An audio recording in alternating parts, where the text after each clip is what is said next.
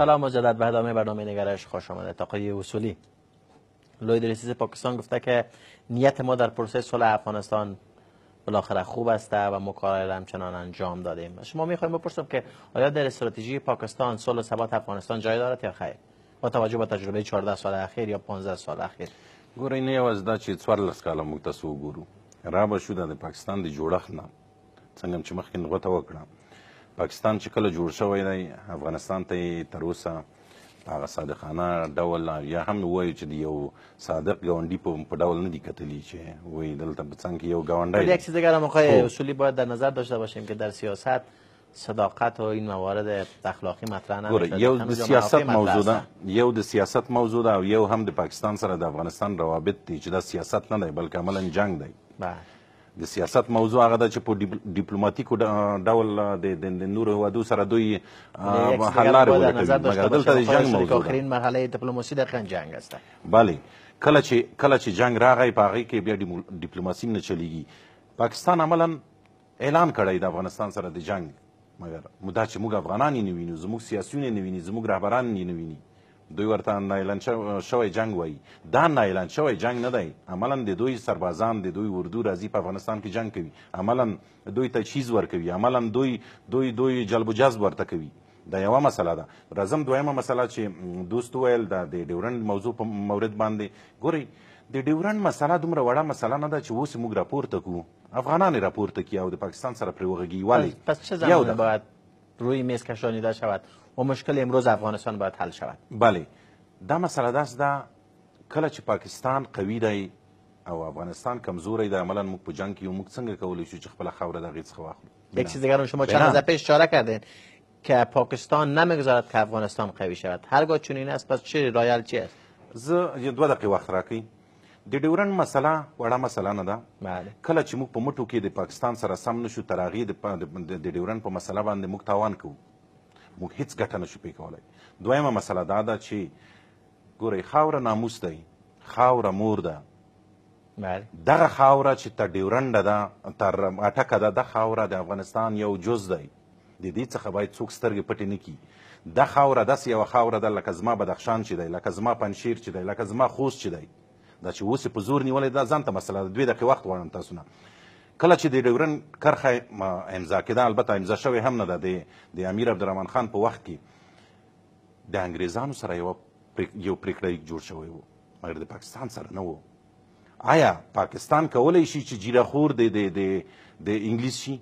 یو سوال دلته دی چې نړیوال هم همدې ته ګوته په غاښ دي چې که چیرې افغانستان قوي شي او د دې مسلې ته په نړیواله سطح افغانستان ګوته وروړي، نو بنان پاکستان تاوان کوي دی کې، چون د پاکستان سره موږ تړون نه لرو چې پاکستان ته د خاوره موږ ورکړم، د انګریزانو سره وه هر څه چې وو. دا یوه مسله.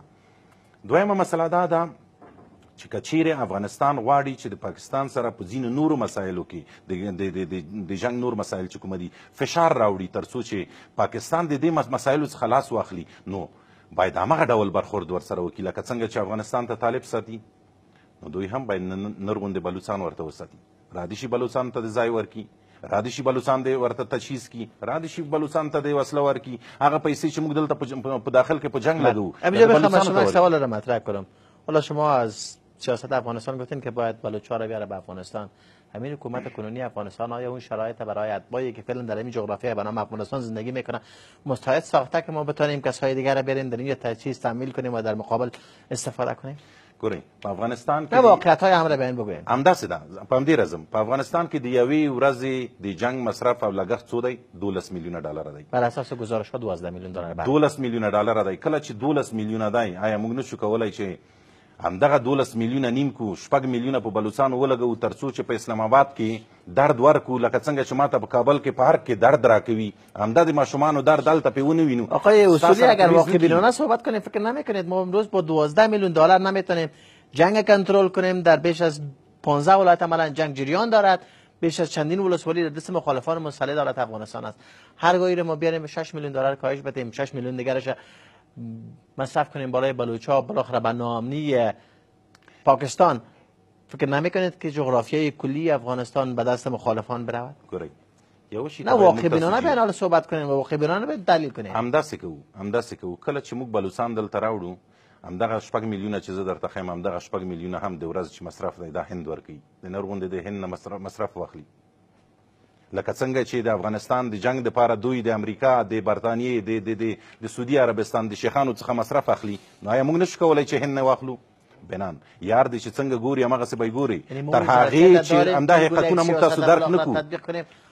آقای اصولی اون ظرفیت در حکومت افغانستان وجود دارد که چنین تصمیمی بگیرد و چنین سیاست را اتخاذ کند با توجه بر این مسئله که هنوز ما نتونستیم فساد اداری از حکومت دور بسازیم تا هنوز ما نتونستیم که یک وزیر درست برای پارلمان افغانستان معرفی کنیم و بالاخره پارلمان افغانستان وزیر درست بالاخره رای مثبت بده. په دې دومره وزیران او دومره کابینه کې جمهور رئیس اجرا رئیس یو شخص به دومره مدبر پیدا شي چې دا کار وکړي چه زمانه دا باید وکړي چه زمانه همین شخص مدبر پیدا خواهد هر کله چې زما ماشوم دلته جړیږي ما مخکې اشاره هم وکړه تاسو باید دې ته فکر وکئ بیژن صاحب دې هم واوري زما ماشوم چې په کابل کې جړیږي د دې درد اسلام آباد وانه وري دوی همدا کوي اوس د لاس ولسوالۍ سقوط دي راتلونکي کال کې به دا 20 کیږي بل کال ته به دا 40 کیږي علت به یې څه چون درد دلته دی په افغانستان کې درد ورکه که موږ ته 15 ځانمرګي رالیږي دوه ورولېږه. آقای اصولی حالا کم واقع‌بینانه بیاین صحبت کنین اون ظرفیت دولتمردان افغانستان دارد ندارد؟ کله چې افغانستان که حکومت که نمیتواند جلو انتحاری در شهر نو بگیرد در سرک دارالمان بگیرد چی انتظار دارین که برن در اسلام آباد بالاخره به عقیده شما برن انتحاری کنند؟ جلو انتحاری در کابل نیست جلو انتحاری در اسلام آباد است همین راه حلش است ایره باید ما و شما کل ما بفهمیم دولت مردا و رهبرا و سیاسیون ما باید بفهمه که جلو انتحاری در پشاور در کراچی و در اسلام آباد است نه اینجا.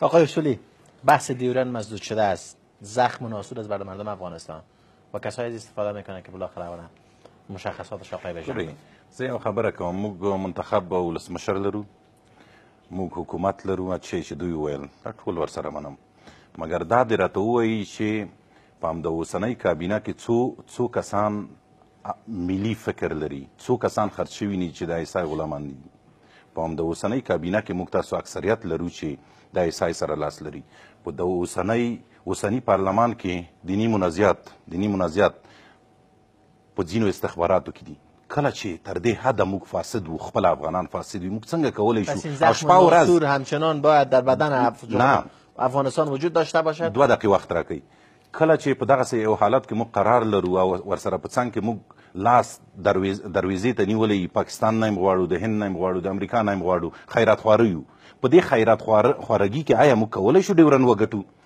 یوه مسله شته دی که بیژن صاحب والي ګورئ نه ګورئ که چیرې داسې وي چې موږ ورته ووایو چې ډیورنډ هم خرڅ کړو نو بالکل سبا موږ بدخشان هم خرڅوو سبا موږ خوست هم خرڅوو او بیا به موږ نه وایو چې خاوره د افغانستان یو جز زموږ ناموس دی کله چې ډیورنډ موږ پرېږدو دا په دې معنا ده چې موږ خپل ناموس ته بد کتلي دي او موږ خپله مور خرڅه کړې ده بله هېڅ لاره نشته بیش از 10 بار متاسفانه جغرافیای افغانستان توته شده و به عقیده شما مادر مردم افغانستان بالاخره هر کله چې چا جغرافیې ته لاس ور وړی ده بالکل ناموس یې خرڅ کړی